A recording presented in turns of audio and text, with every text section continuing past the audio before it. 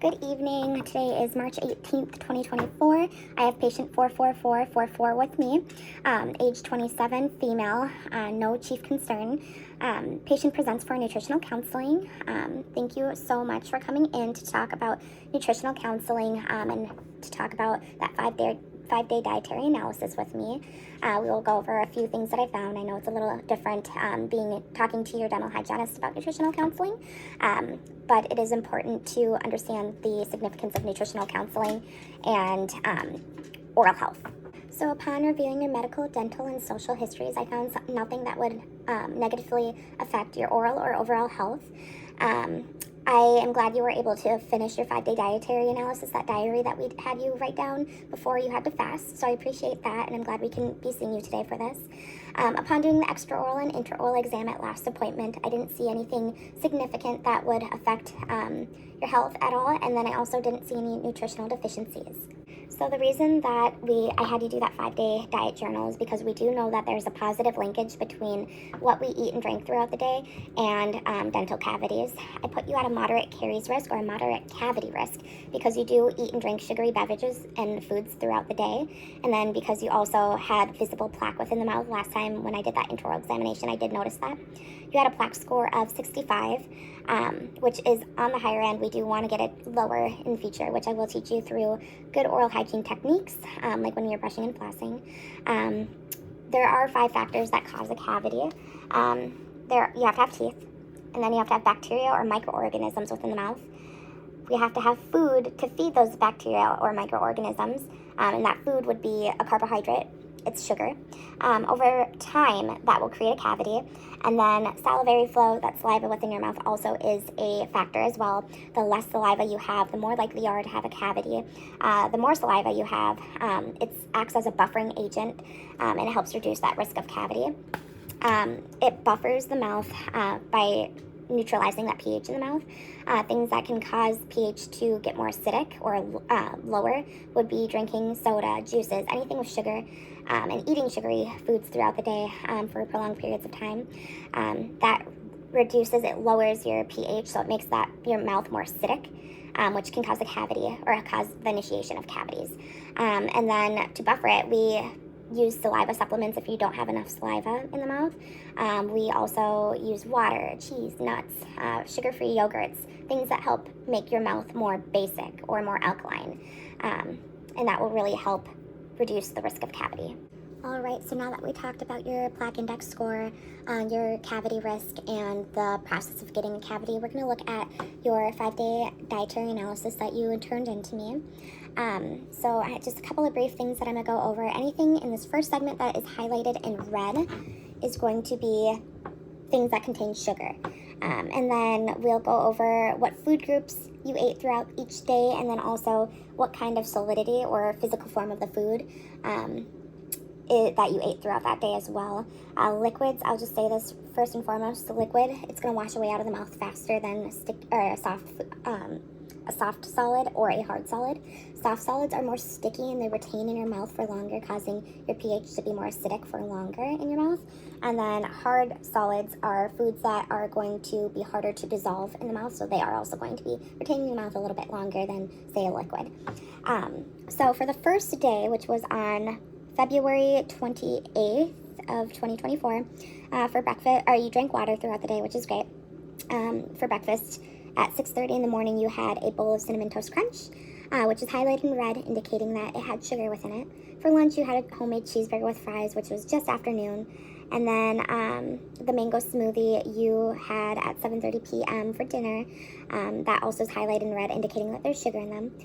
So for the bowl of Cinnamon Toast Crunch, there was 9 grams of sugar, and then for the mango smoothie, there was 10 grams of sugar. Looking at the food groups, it looks like you hit all food groups besides vegetables for day 1. So you got the liquids in, you got the grain, protein, dairy, and fruit within that diet that day. You were lacking in vegetable nutrition that day. So just paying attention to that. And then we're looking at day 2, which was February 29th, 2024. It looks like for breakfast you had avocado toast, highlighted in red again, indicating that it had sugar within it. For lunch you had, the avocado toast was at 11 a.m. And then for lunch you had rice and chicken, which was around 4:40 p.m. And then For dinner, you had a bowl of Cinnamon Toast Crunch at 10:30 p.m. That is also highlighted in red, indicating that there was sugar within it. When we look at how much sugar was in the avocado toast, there was 2 grams, and then for the bowl of Cinnamon Toast Crunch, there was 9 grams of sugar. For day 2, you had fruits, grains, and protein, so you were missing out on dairy, and you were also missing out on your vegetables for that day. And then we are going to look at day 3, which was March 1st, 2024. It looked like you had more sugar throughout the day. As we see, there's 3 highlighted in red. So for breakfast, it shows that you had granola and yogurt. For lunch, and that was at 9 a.m. And then for lunch, it looks like you had spaghetti and meatballs at 3:30 p.m. And then for dinner, you had a mango smoothie at 8 p.m. And you drank water throughout the day, which again is good. All of those are highlighted in red, besides water, indicating that there was sugar in them. So for the granola and yogurt, there was 7 grams of sugar. For the spaghetti and meatballs, there was 6 grams of sugar. And for the mango smoothie, there was 10 grams of sugar. On day 3, you had grains, dairies, vegetables, and proteins. So you hit everything. Oh, and fruit. I apologize. So you hit everything nutritional-wise that day, which is great. We're looking at day 4 now, which was March 2nd, 2024. You consumed water throughout the day. You had avocado toast again for breakfast at noon, which is highlighted in red, indicating that it had sugar within it. For lunch, you had rice and chicken at 4 p.m., and there's no sugar within that.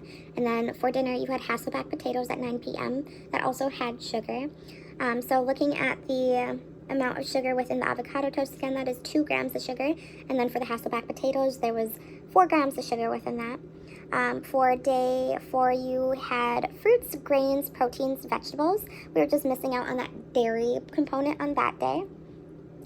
And then for the last day, day 5, on March 3rd, 2024, you contained, again, a little bit more sugars, just like kind of on day 3. For breakfast, you had a Dunkin's iced coffee at 12:30. For lunch, you ate Alfredo pasta at around 5 o'clock. And then for dinner, you had rice and salmon at 9 p.m. All those were highlighted in red, indicating they had sugar again. And then it looks like you had water throughout the day, which is good again. For the Dunkin's iced coffee, there was 15 grams of sugar in the iced coffee. For the Alfredo pasta, there was 4 grams of sugar. And then for the rice and salmon, there was 8 grams of sugar.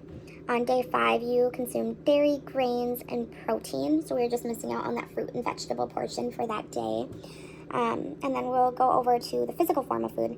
So looking at this for day 1, for the sugar-containing foods, which is the bowl of Cinnamon Toast Crunch and the mango smoothie, that's what we're going to focus on mainly for the physical form of food, is what foods had sugar within them and what kind of physical form those had. So for the Cinnamon Toast Crunch, that was a hard solid, and then for the mango smoothie, that was a soft solid.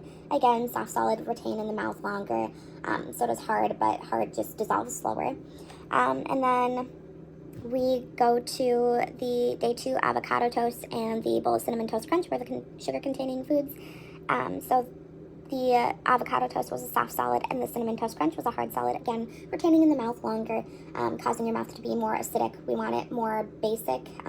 There's a good neutral, middleman in between them that we want it at, but we don't want that acidic sugar being in our mouth for long periods of time, which is what soft solid and hard solid foods do. And then for day 3, we had the granola and yogurt, spaghetti and meatballs, and mango smoothie. Those were all soft solids, which are sticky and retain in the mouth longer, causing a more acidic environment. Then looking at day 4, we had the avocado toast and the Hasselback potatoes. We look at that, and those are both soft solids, again, retaining in the mouth longer. And then for the last day, day 5, we have the Dunkin' iced coffee, Alfredo pasta, and rice and salmon. The first is the Dunkin' iced coffee is a liquid, and then the Alfredo pasta and the rice and salmon are both soft solids. I apologize. For liquid, it will flush out of your mouth faster. It still causes a spike in that more acidic pH, but it goes away faster than, say, a soft solid or a hard solid does. Moving down to when we were looking at the total number of cariogenic foods, cariogenic meaning cavity-causing foods. Day 1, you had 2, which this is just showing you because on day 1 we had 2 sugar-causing, those 2 highlighted in red, so that corresponds to that. So day 1, we had 2, day 2, we had 2, day 3, we had 3, day 4, we had 2, and then day 5, we had 3. The 5-day average was about 2.4. And again, that is the number of cavity-causing foods that we have eaten those days. So the average was 2.4, which isn't horrible, but it always can get better. I'm not saying you can't have fun foods, but there's measures we can take to help reduce cavities for when we're eating and consuming those foods and beverages. And then we are next looking at the total grams of sugar. On day 1, it looks like we had a total of 19 grams. Day 2, a total of 11 grams. Day 3, a total of 23 grams. Day 4, a total of 6 grams. Day 5, a total of 27 grams. And then the 5-day average was 17.2 grams of sugar. That's the average throughout the 5 days that you were doing that. And then after that, we're going to look at the total servings from each food group. So that's the dairy, fruit, vegetables, grains, and proteins that we're going to look at again. So for day 1, we had consumed 2 dairy-containing foods, 1 fruit-containing food, no vegetables, 2 grain-containing foods, and 1 protein. For day 2, we had no dairy, we had 1 fruit, we had no vegetables, we had 3 grains, and then we had 1 protein. And then for day 3, we had 1 dairy, 1 fruit, 1 vegetable, 2 grains, and 1 protein. For day 4, we had 0 dairy, 1 fruit, 1 vegetable, 2 grains, 1 protein. And then for day 4, we had 2 dairies, no fruit, no vegetables, 2 grains, and 1 protein. And then for day 5, we had, I apologize, that was day 5, and the one before that was day 4. And then for the 5-day dietary analysis, I was just doing the averages of how much dairy, fruits, vegetables, grains, and proteins you consumed. So the average for dairy was 1 a day, and then the average for fruit was 0.8 per day. For vegetables, 0.4, and then for grains, 2.2, and then for proteins, 1. And then I was noticing a deficiency of 1.08 throughout your entire diet. I just calculated all those by adding up all those averages and then dividing by 5, just showing us how we got that deficiency. So we are going to look at, there's some more zeros in the vegetables and where we are lacking mostly that I'm noticing is the dairy, the vegetables, and fruit area. So just making sure we're getting all of those throughout the day to make sure we are having enough proper nutrition. And then lastly, we are going to look at the physical forms of sugar that you contained during the days, or those 5 days. So for day 1, our liquid, we contained no sugary liquids. For soft solids, we contained 1, and for hard solids, we contained 1. For day 2, we contained 0 liquids, 1 soft solid, and then 1 hard solid. For day 3, we contained 0 liquids, 3 soft solids, and then 0 hard solids. For day 4, we contained 0 liquids, 2 soft solids, and 0 hard solids. And then for day 5, we contained 1 liquid, 2 soft solids, and 0 hard solids. And then the averages for the liquid throughout that 5-day dietary analysis was 0.2 for liquid, 1.8 for soft solid, and then 0.4 for hard solids. So the number that is standing out mostly to me is going to be the 1.8 in the soft solids, which is the physical form that we least want to contain or have sugar and eat in the mouth because it sticks in that mouth. So if we could work on reducing those sticky foods, that will really help the oral environment. And then lastly, we're going to look at the significance and frequency of what time. So we're looking at how often are you eating these foods. And I would say generally in the morning and evening/nighttime, but occasionally during the afternoon we are noticing also you eating those sugary foods. So just being aware of that will help reduce the risk for a cavity or any happenings in the oral cavity.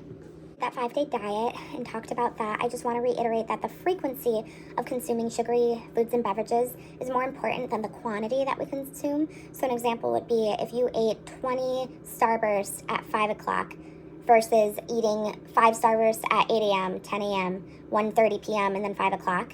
That is, the 20 at one sitting is going to be far less damaging to the oral cavities, to your mouth, than eating several sugary acidic foods throughout the day. The more we eat it throughout the day, the more jumps in that acid in our mouth we get, which can cause a cavity or initiate that cavity process, which is what we don't want. So I rather you have a whole bunch of sugar in one quick sitting in a short amount of time than throughout the day through a long period of time.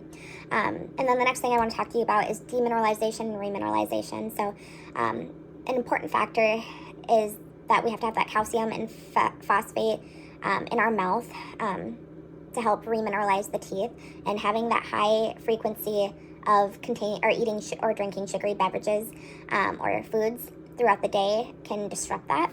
So demineralization is the process of wearing away the tooth enamel, and remineralization is the process of re-strengthening of enamel that has been demineralized. Ways that we can remineralize our teeth are through fluoride within our tap water, either drinking it or cooking with it, and then at-home products such as toothpaste or fluoridated mouthwashes, or professional applications at a dental office of fluoride. It's important to realize the foods that we eat and drink that cause acidic environments, such as juices, sodas, candy, gum. Things that we can do to help increase the remineralization process is drinking water throughout the day, which you said you do, which is really good. Keep that up. But drinking water after we eat or drink anything acidic will help neutralize more of that pH balance in our mouth. Chewing sugarless gum, such as Trident or anything like that, anything containing xylitol, which I just know off the top of my head, Trident has xylitol in it instead of sugars. Other things we can do is rinse our mouth out with water whenever we eat or drink anything sugary containing. And then we can continue with our good oral home care, including brushing and flossing, brushing 2 times a day for 2 minutes in the morning and night, and then flossing at least 1 time a day. And any other additional adjuncts, such as using a fluoridated mouthwash, can help remineralize the teeth as well. I like how we talked about earlier, nutrition has a positive link with cavities, or the creation of cavities. The same goes with gum disease. There is a linked relationship between the two. If you're not getting enough nutrients, such as like vitamin C, it can cause a issue with gum healing or gum tissue healing, which can initiate the periodontal disease process. So I currently put you at gingivitis. The main thing to take away from this is it is reversible. You have no bone loss, which is the most important thing. At this stage, you can get back to a healthy state. Some appearances that you may notice would be red, swollen, bleeding gums, but there's no bone loss, like I said before. The results, if you continue to let this happen, you'll continue to get inflamed gums, bleeding when brushing and flossing. Your gums may be tender and painful, and bad breath.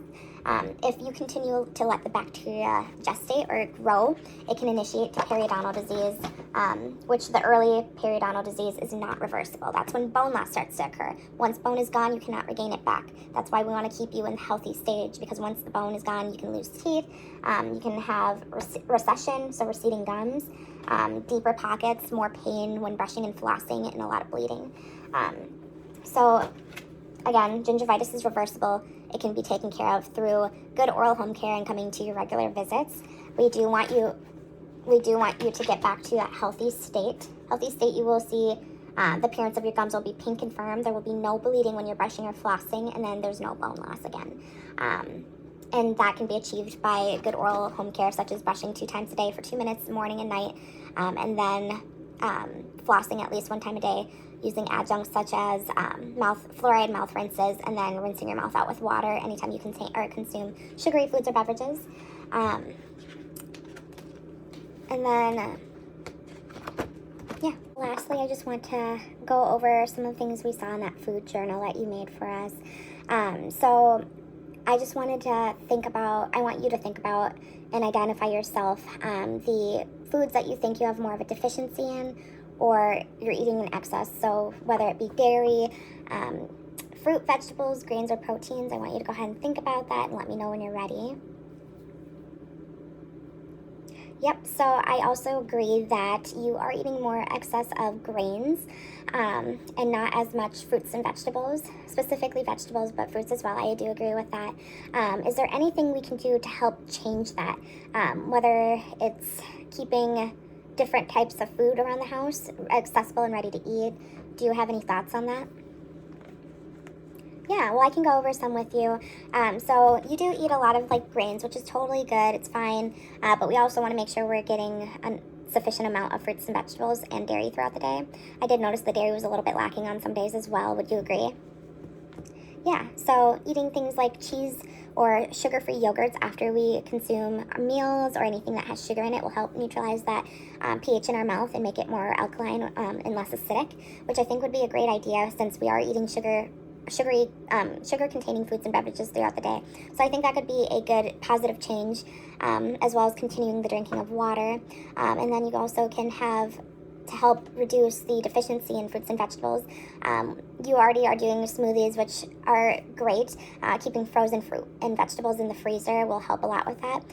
Since you drink mango smoothies, I think it could be beneficial because I don't think it changes the taste that much. Adding vegetables within your smoothies so that you are also getting that vegetable component of your daily diet. And then when you purchase your fruits and vegetables, right when you get home, wash them and cut them up and put them in baggies so that they're readily accessible. Because a lot of people, including myself, we get our fruits and vegetables and we just throw them in the fridge and then we forget to eat them because we don't want to go through the hassle of rinsing them and cutting them. So just doing that right away will help be able to have them accessible to you. Would you agree with that? Do you think any of these things will be helpful for you? Okay, good. All right. And then lastly, I just want you to set a goal for yourself. What do we want to change in the future to see if we can do better nutrition-wise for ourselves? Oh, wait. Yeah, so you do want to do when you get home, or adding the vegetables into your smoothies. I think that'd be great since you're already making smoothies. Adding things like spinach in, or any leafy vegetable or any vegetable that you want, so like carrots or anything like that. Adding that into the smoothie, I think that would really help get that nutritional value through the day that we're lacking. So I think that is a great, great idea. Do you have any questions or concerns about anything we talked about today? Okay, good. Well, if you ever do, you always can call the office. I can always help you out. I will check in at our next visit and reevaluate. We'll likely do another quick analysis at that time just to see if anything's changed or see if anything has gotten better, and we can reevaluate at that time. Does that sound good? Okay, perfect. You have a wonderful rest of your day. Assisting my patient, I would go ahead and record the rationale for why we did a dietary analysis, and then the dietary analysis that they turned into me and the results that we had gained or gotten from the dietary analysis. I put those all in the soap notes and document that all for next time so that we know for the next dietary analysis or next dental visit what we can talk about regarding nutrition.